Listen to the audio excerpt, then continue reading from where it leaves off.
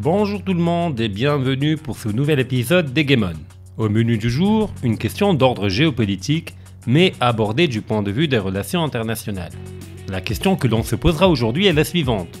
Le Maroc a-t-il une doctrine diplomatique? Si oui, comment peut-on la qualifier? Certaines doctrines sont plus célèbres que d'autres, à l'instar de la doctrine Monroe, Truman ou Reagan pour les États-Unis, Jdanov pour l'Union soviétique, Davutoglu pour la Turquie, ou encore plus récemment la doctrine Medvedev-Poutine pour la Russie. Mais qu'en est-il du Maroc? Car vu les victoires diplomatiques de notre diplomatie ces dernières années, on se dit bien qu'il y a une vision cohérente derrière. Le discours de Riyad, les diversifications stratégiques, la réintégration de l'Union africaine, la reconnaissance américaine de la souveraineté du Maroc sur le Sahara, les bras de fer réussis avec l'Allemagne et l'Espagne, la liste des victoires est longue et on se doute bien qu'à moins que le Maroc ne dispose de super pouvoirs cachés, qu'il y a bien une doctrine qui structure tout cela. Alors pour les plus studieux d'entre vous, vous pouvez voir ou revoir l'épisode d'Hegemon consacré à la théorie du réalisme périphérique, ça vous permettra d'évoluer en terrain connu.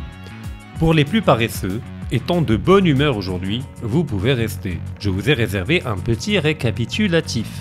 Sinon, j'entends déjà le clapotement des claviers de certains Algériens, principalement résidant en France, qui courageusement derrière leurs écrans expriment leur ultranationalisme digital en crachant autant sur le Maroc que sur leur pays de résidence, la France. Bien entendu, cela ne les empêche pas de toucher le RSA et les appels. Faut être cohérent quand même. Quand même Merde, quand même. Mais comme d'habitude, je vous retrouve immédiatement après le générique. Mais en attendant, n'hésitez pas à vous abonner à la chaîne, de liker, commenter et partager le plus largement possible nos podcasts.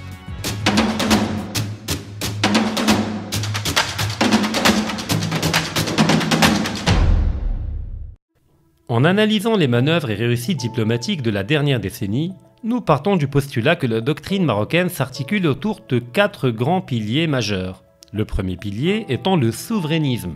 Le discours de Riyad, prononcé par Sa Majesté le Roi Mohammed VI en 2016, représente à bien des égards un tournant dans la diplomatie marocaine. Je vous invite d'ailleurs à le lire attentivement, puisque le roi y évoque sans détour les fondements d'une approche souverainiste qui constituera l'épine dorsale de toutes les initiatives à venir. 4 idées fondamentales structurent ce discours. 1. Le Maroc est pleinement conscient que ce qui fut qualifié de printemps arabe fait partie d'un agenda plus large, visant à déstabiliser les pays arabes. 2. Le Maroc respecte la souveraineté de chaque État, qui demeure libre de faire ses choix politiques ou économiques sans avoir à en rendre compte à quiconque. 3. Le Maroc est souverain et n'est la chasse gardée d'aucun pays. Enfin, étant souverain, le Maroc a fait le choix d'une diversification stratégique, notamment à travers la signature de partenariats stratégiques approfondis avec des pays comme la Russie, la Chine ou l'Inde. Ce prisme souverainiste, loin de se limiter à la seule dimension politique, a été graduellement décliné en souverainisme industriel et économique, à travers une ambitieuse politique d'industrialisation, et en souverainisme sanitaire, suite à la parenthèse Covid. Le deuxième pilier, le réalisme. Dans un précédent épisode d'Hegemon, nous avons développé relativement en détail les fondements du réalisme du point de vue des relations internationales, notamment à travers la relecture qu'en a faite le politologue argentin Carlos Escudé. Comme promis, un bref récapitulatif. L'école réaliste part de l'idée que chaque État est souverain et animé par un désir de puissance. Et comme il n'existe pas d'État mondial, seuls les rapports de force et la conflictualité régissent les rapports entre États. Carlos Escudé propose une réactualisation de ces grilles de lecture, en affirmant qu'il existe une hiérarchie cachée qui structure l'ordre mondial. Il distingue ainsi 3 catégories de pays.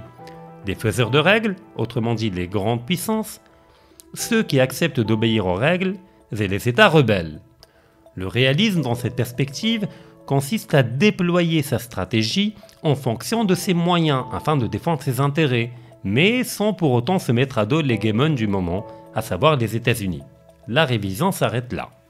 Pour donner une définition plus claire et simple, tout le défi du réalisme réside dans la capacité d'un État à épouser et optimiser l'usage qu'il fait du réel, au service de ses intérêts nationaux.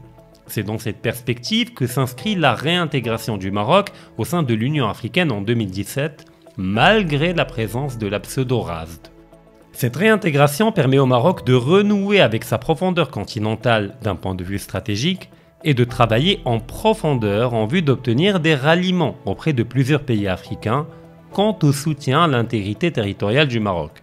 Les résultats, comme on le voit aujourd'hui, sont au rendez-vous.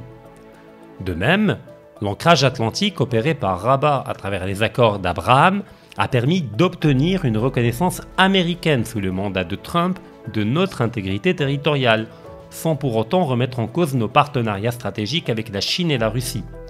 Preuve en est que le Maroc a intégré relativement récemment le projet de la nouvelle route de la soie menée par Pékin et qu'il a adopté une position diplomatique d'une neutralité très subtile vis-à-vis du conflit russo-ukrainien. Car tandis que certains pays dits proches de la Russie se sont abstenus lors des votes condamnant Moscou à l'Assemblée générale de l'ONU, le Maroc, quant à lui, a décidé de ne pas aller voter tout court.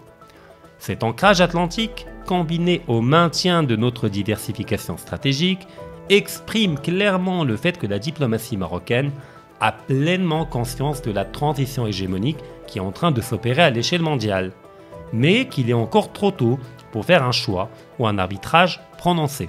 En attendant une multipolarisation plus poussée de l'ordre mondial, le Maroc maintient un juste équilibre entre atlantisme et continentalisme. Troisième pilier, le rayonnement économique, puisqu'à travers des partenariats transcontinentaux, le Maroc vise à s'ériger en nœud économique incontournable dans la région. Adhésion à la nouvelle route de la soie, projet de gazoduc Nigeria-Maroc, investissement de plus en plus important en Afrique, tout en maintenant un partenariat économique important avec l'Europe, rapprochement poussé avec les pays d'Amérique latine, le Maroc devient jour après jour un verrou stratégique incarnant un îlot de stabilité politique et économique dans un environnement fondamentalement instable. En interne, des investissements importants étaient réalisés dans les infrastructures, le port de Tangemed, le TGV, futur port de Dakhla, etc. De même, une stratégie d'industrialisation avancée a été entamée il y a plus d'une décennie dans le fer de lance et le secteur automobile. Cependant, un retard éducatif important, combiné à des inégalités socio-économiques de plus en plus criantes, à des conflits d'intérêts entre politique et économique, au poids de l'informel, à une rigidité administrative ainsi qu'à une fiscalité inappropriée pour les PME et l'innovation, continue d'entraver grandement cette dynamique économique. Quatrième pilier, le soft power culturel. Ce n'est pas du tagine ou du couscous que je vous parle, mais d'une stratégie plus profonde déployée par le Maroc. Des gens sur le terrain dans la région du Sahel m'ont fait part de l'importance cruciale de la formation offerte par le Maroc de plusieurs de leurs imams au rite malékite.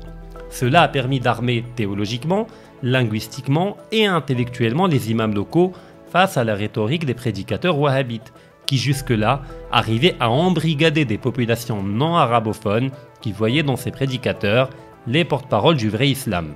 Cette initiative marocaine s'inscrit donc dans une démarche de sanctuarisation religieuse de la région face à la rhétorique extrémiste qui y sévit. Autre aspect relatif au soft power, la volonté du Maroc de s'ériger en médiateur dans bon nombre de conflits dans la région, notamment sur le dossier libyen, où le Maroc a été l'un des précurseurs dans l'organisation de pourparlers entre les différentes parties prenantes, notamment à travers les accords de Srerat. D'ailleurs, à ce propos, l'une des raisons du bras de fer ayant opposé le Maroc à l'Allemagne, il y a quelques années, réside dans le fait que Berlin a cherché maladroitement à écarter le Maroc de ce dossier. De même, suite au changement de régime politique au Mali, le Maroc n'a pas adhéré à l'hystérie collective de certains pays africains qui se sont empressés de condamner le nouveau pouvoir en place en ne lui laissant aucune chance. Ainsi, le Maroc renvoie de plus en plus au niveau africain autant qu'au niveau mondial l'image d'un pays autonome stratégiquement, fiable dans ses partenariats et respectueux de la souveraineté de chaque État, à travers notamment une diplomatie pragmatique. Pour résumer, nous rappellerons que la doctrine marocaine, que l'on peut désormais qualifier de doctrine Mohamed VI, s'appuie sur 4 piliers: le souverainisme, le réalisme périphérique, le rayonnement économique et le soft power culturel. Tout n'est bien entendu pas parfait, puisque du point de vue de la souveraineté, il nous reste encore à reconquérir notre souveraineté intellectuelle, la mère de toutes les souverainetés. Et ODC TV, ainsi que ses chères auditrices et auditeurs, entendent humblement apporter leur petite pierre à l'édifice. Quant au reste, s'il y a bien un ministère dont on peut être pleinement fier au Maroc, c'est bel et bien celui des Affaires étrangères, qui jusqu'à présent matérialise pleinement et efficacement la vision royale, et ce malgré les tempêtes géopolitiques que le monde traverse actuellement. Pour conclure, je vous remercie d'avoir suivi ce podcast, en rappelant qu'il ne s'agit là que d'un bref développement qui donnera lieu à de futurs épisodes qui aborderont de manière plus détaillée chacun des piliers évoqués précédemment. En attendant, prenez soin de vous et n'oubliez pas de vous abonner à la chaîne, de vous abonner à votre chaîne.